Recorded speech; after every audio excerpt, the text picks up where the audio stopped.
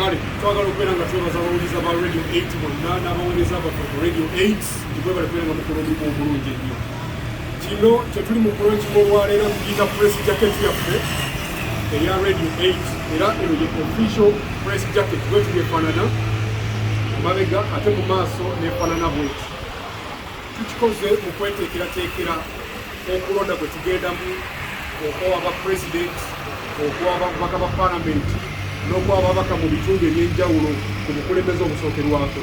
So tuli mu kukubiriza abannamasaka n'ebitundu byonna ebiriraanye abawuliza radio 8 nti munnamawulire waffe yenna gw'onoosanga ng'ayambadde jaketi eno ojja kumanya nti odiringana muntu mutuufu era nga akakasiddwa bulungi ekitongole kyaffe ekya radio 8.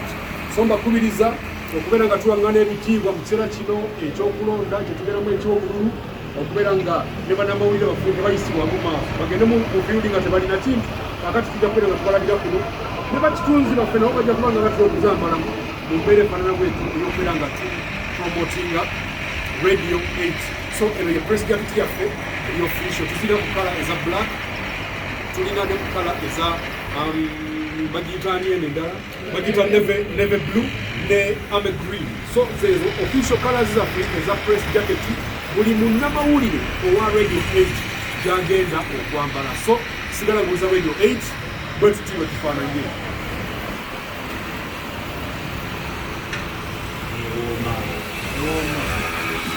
Ezo tukwanga nnyo kubiga bamu ne tulina